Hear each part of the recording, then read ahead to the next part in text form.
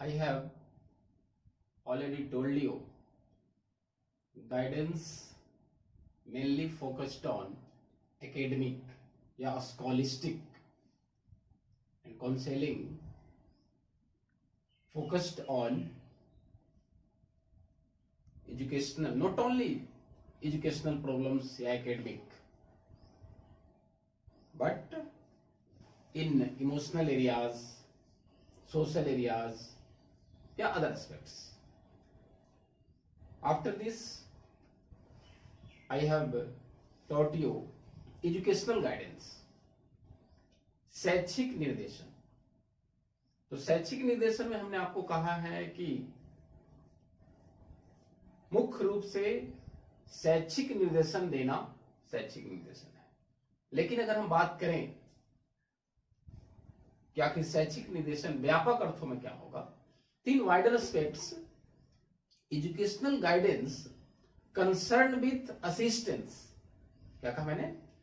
Educational guidance concern with assistance given to pupils in relation to.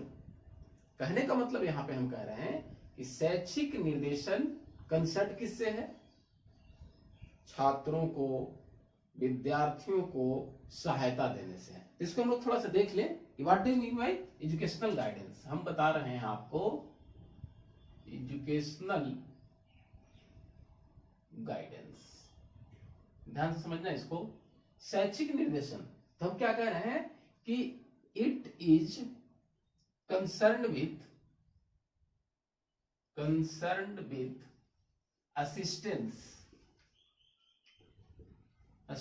Assistance to their.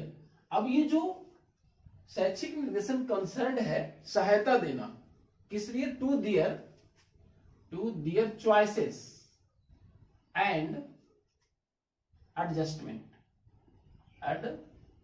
Adjustments. उसके choices के, पसंद के, उसके समायोजन के. किसके रिस्पेक्ट में? In relations to schools, curriculum, courses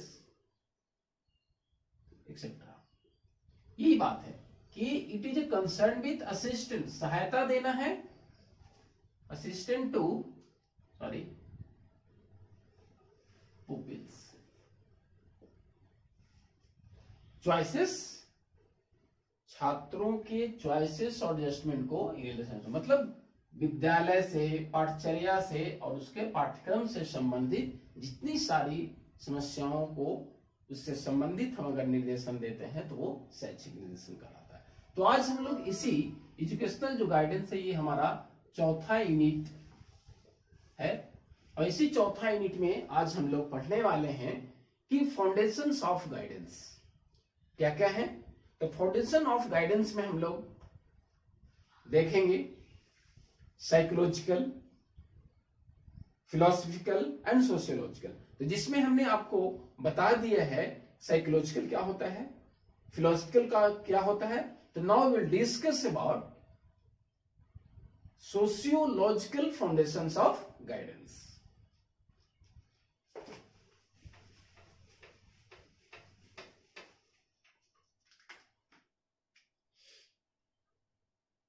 foundation of guidance. इस फाउंडेशन ऑफ गाइडेंस में हमने क्या कहा कि फिलोसफिकल हमने देख चुका है. दूसरा साइकोलॉजिकल ये भी हम लोग देख चुके हैं. तीसरा हमने क्या कहा है कि जो हमारा निर्देशन का आधार है वो क्या है. इसमें दार्शनिक में हमने कहा आपको कि अंडरस्टैंडिंग ऑफ ह्यूमन बीइंग, कि मानव की क्या समझ है, और देन हाउ ही या सी हैंडल विद देम, कि वो अपनी समझ के आधार पे वातावरण के साथ कैसे वो एडजस्ट करता है. ये मैंने फिलोसफिकल में कहा है.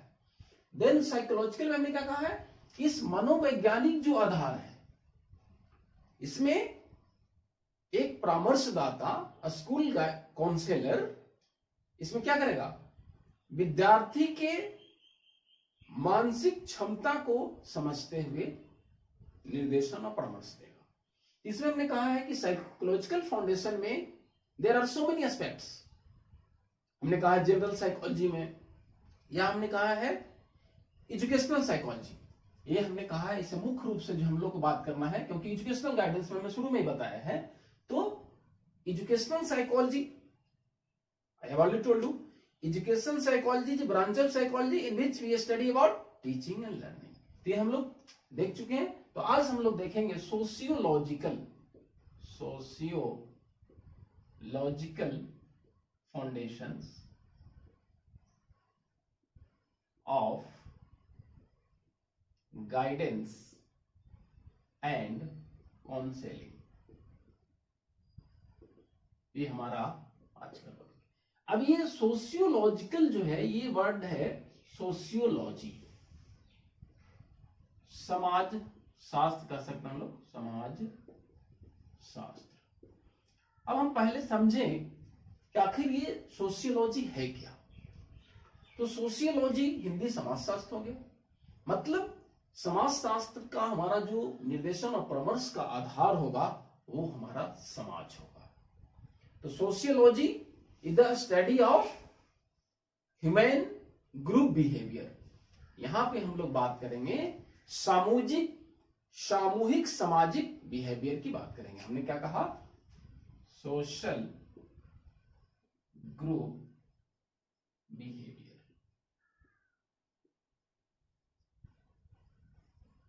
सामूहिक रूप से। अब यहां पे जो बात करना है कि अधिगमकर्ता या परामर्शी वो उसके व्यक्तिगत जो इंडिविजुअल है, वो जो बालक है, जो इंट्रोवर्ट है, उसको हमको समाज के साथ अंतःक्रिया कराना है, उसके सोशल एडजस्टमेंट को बढ़ाना है। क्योंकि आज हमारा जो समाज है, ये हम लोग समाज से दूरी बना रहे हैं, समाज के लोगों से हट रहे हैं, हम अपने आप में व्यस्त हैं। तो यहां पे सामाजिक आधार में हम सबसे बड़ी बात करेंगे कि उस बालक को और सहपाठी के साथ, शिक्षकों के साथ, परिवार के अन्य सदस्यों के साथ उसके सोशल बिहेवियर को, we can say other words social behaviour, सामाजिक व्यवहारों का अध्ययन करना है। अब इसमें और बात हम फोकस करेंगे इसमें कि सोशियोलॉजी में जो हम बात करने जा रहे हैं, यहां पे काउंसलिंग के बात करेंगे। देखिए यहां पे हम बात कर रहे हैं काउंसलिंग का, क्या करेंगे, social relationships,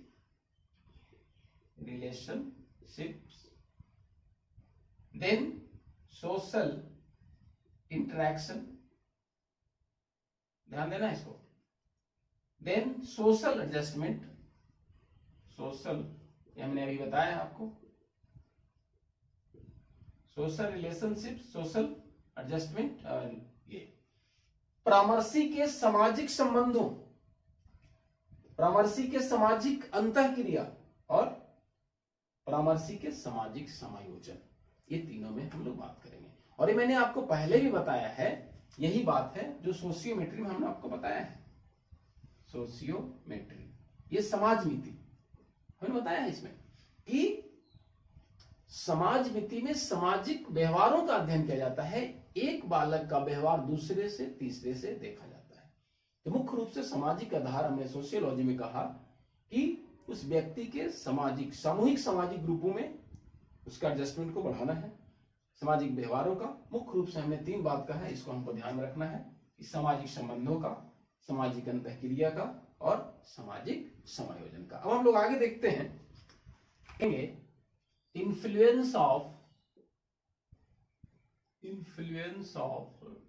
social organisations on individuals, कि अब ये सामाजिक संगठनों का इस पे क्या हमारा प्रभाव पड़ता है।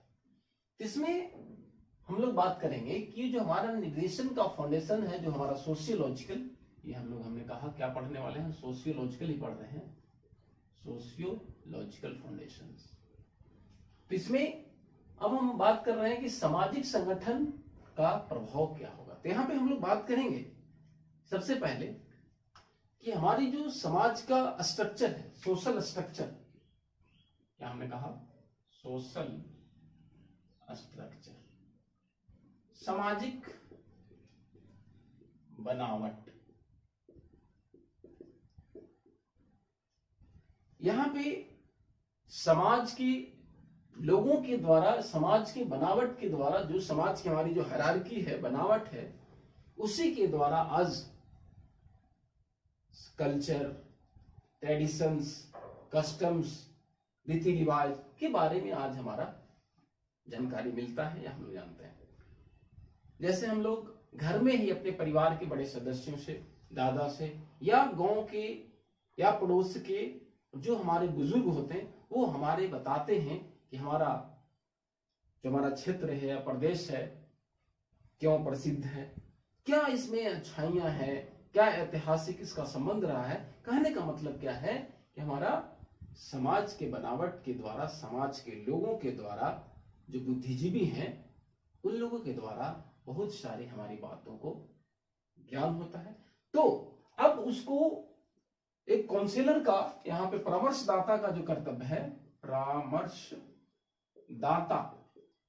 यहाँ पे रोल क्या है कि हम शैक्षिक निर्देशन में उसके शैक्षिक समस्याओं को कैसे सामाजिक बनावट के द्वारा कैसे समाधान करना है, इस पे हम लोग बात करेंगे।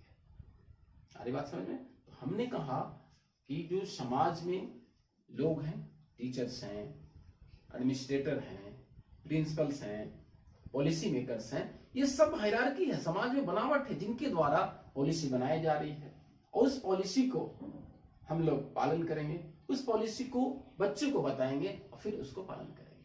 तो हम लोग शैक्षिक निर्देशन देना है हमको। और दूसरी बात हम लोग बात करेंगे इसी में कि इसमें एक समाजशास्त्र हुए, उनका नाम है मॉर्टन, 1957 में ये इन्होंने क्या कहा कि ही सजेस्ट दैट, इन्होंने सिद्ध किया कि समाज के लोगों के द्वारा, समाज के विभिन्न लोगों के द्वारा ही हम संस्कार, व्यवहार, रीति रिवाज, हमने क्या कहा है, संस्कार, व्यवहार, रीति रिवाज, और जो सबसे बड़ा पॉइंट हम जो कहने वाले हैं कि इन्फ्लुएंस क्या होता है, कि समाज के लोगों के द्वारा या सामाजिक संगठनों के द्वारा क्या इन्फ्लुएंस होता है। तो तीसरी बात जो इंपॉर्टेंट है वो इनोवेशंस की बात है, नवाचार। ये समाज के लोगों के द्वारा ही हमें इनोवेशंस का भी पता चलता है, नए नए तकनीकों का, नए नए टैक्टिक्स का आविष्कार होता है, जिससे सामाजिक समायोजन को, सामाजिक अंतःक्रिया को प्रभावशाली बनाया जाता है। तो हम लोग बात कर रहे हैं कि आखिर ये सामाजिक संगठन का इंडिविजुअल से कैसे वो इंट्रोवर्ट से एक्सट्रोवर्ट होगा, जिसमें उसके शैक्षिक समायोजन में समाज के लोगों से अंतःक्रिया करने में वो क्या होगा, अडॉप्ट करेगा। कहने का मतलब यहां पे है कि ये ही या सी अडैप्ट्स सोशल कंट्रोल, वो समाज के बताए गए द्वारा, समाज के लोगों के द्वारा बताए गए मूल्यों और आदर्शों को अडैप्ट करता है। अडैप्ट मतलब कहने का मतलब क्या, कि वो मूल्यों और आदर्शों को सुना, पढ़ा, उसके बाद अपने आप से वो मॉडिफिकेशन भी करता है, वो अपने विचार में क्या करता है, परिमार्जन लाता है, और तब जाके सामाजिक नियंत्रण आता है।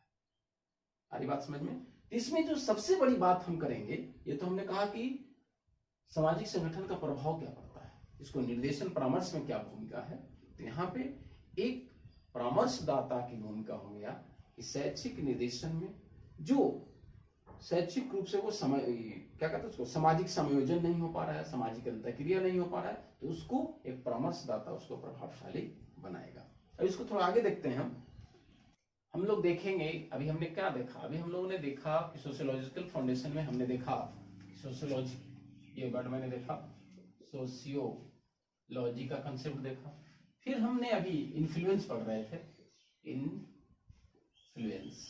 इस इन्फ्लुएंस में हमने देखा कि सामाजिक बनावट ही सामाजिक नियंत्रण को प्रभावशाली बनाता है, क्योंकि समाज में जो हायरार्की बना हुआ है कि हमारे ऊपर अधिकारी हैं, उनके ऊपर अधिकारी हैं, एक हायरार्की बना हुआ है, उनके द्वारा बताए गए इंस्ट्रक्शन को हम फॉलो कर रहे हैं, हमारे द्वारा इंस्ट्रक्शन को आप फॉलो कर रहे हैं, लेकिन उस इंस्ट्रक्शन में अपने विचारों को भी उसमें मॉडिफाई करना है, अपने विचारों को भी शामिल करना है। तो कहने का मतलब क्या हुआ, it focuses on understanding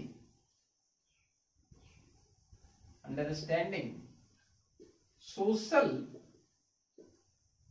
rules and process।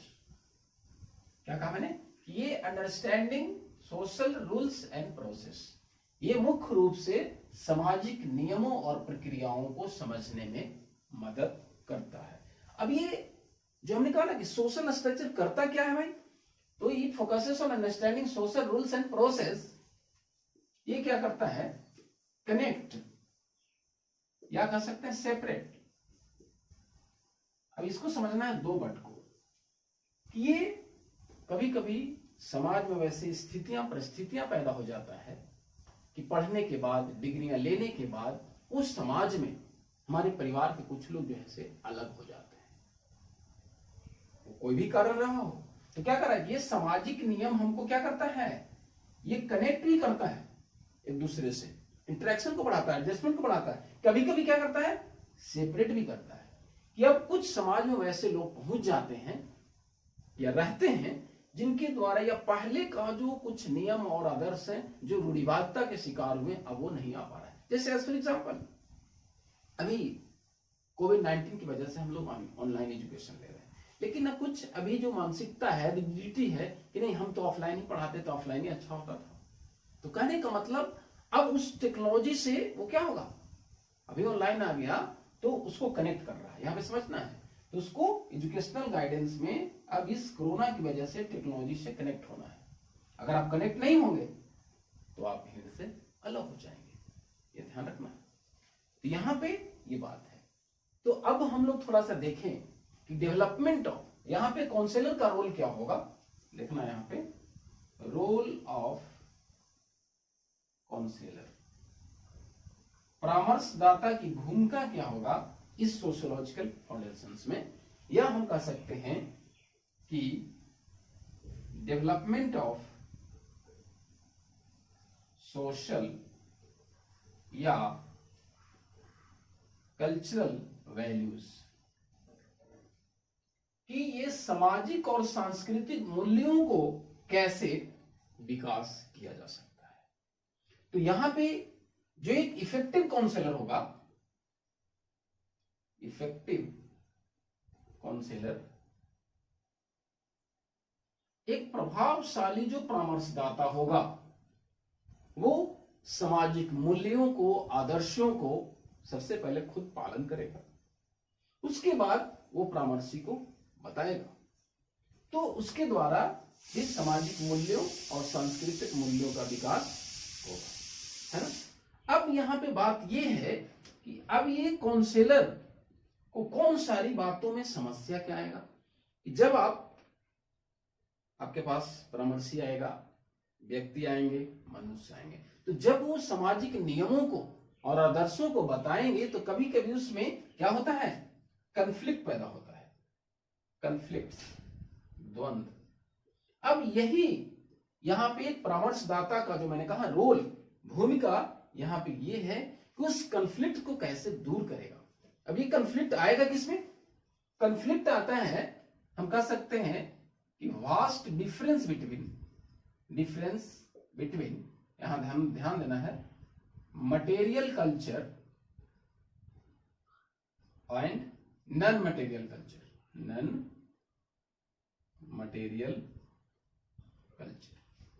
अब क्या है इसमें कि जो हमने कहा कि कन्फ्लिक्ट क्या होता है कि जो सामाजिक नियमों को मानना है, तो अभी क्या है कि टेक्नोलॉजी की रिवॉल्यूशन, तकनीकी की क्रांति से, समझना इसको, जो हमारा पहले का जो मूल्य आदर्श था, आज टेक्नोलॉजी से इतना हम अपने आप को जोड़ लिए हैं एक्सेस, जिससे हमारा संस्कार, कल्चर क्या हो गया, पीछे हो गया।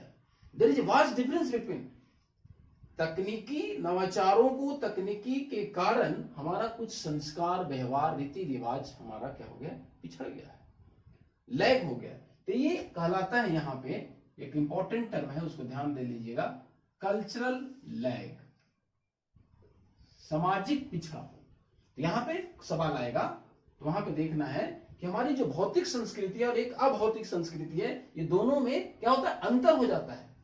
क्या कहने का मतलब, ये जो हमारा मटेरियल कल्चर के कारण, भौतिक संस्कृति के कारण, ये जो हमारा अभौतिक संस्कृति, जो हमारा विचार, मूल्य, आदर्श प्रभावित हो जाता है, ये पीछे हो जाता है और ये आगे निकल जाता है। उसको क्या कहते हैं, कल्चरल लैग कहते हैं। और ये टर्म दिया गया है विलियम एफ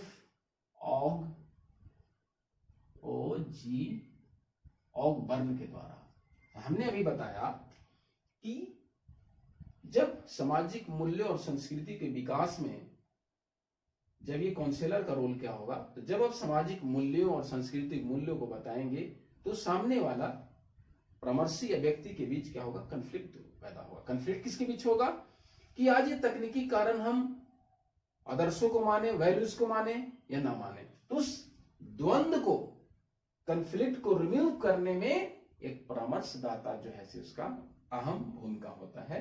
जो मैंने कहा, वो कन्फ्लिक्ट किसके बीच, मटेरियल कल्चर और नॉन मटेरियल कल्चर के बीच द्वंद्व पैदा होना। और ये क्या, मटेरियल कल्चर और नॉन मटेरियल, ये हमारा आगे निकल जाए, भौतिक जो संस्कृति है वो हमारा, वो आगे निकल जाता है, विचारों, मूल्यों को दरकिनार करते हुए दूसरी जो संस्कृति, ऐशो आराम की जिंदगी, वो आगे निकल जाता है, वो कल्चरल लैग कहलाता है, जो इसके द्वारा दिया गया। तो आज हम लोगों ने देखा सोशियोलॉजिकल फाउंडेशन। धन्यवाद।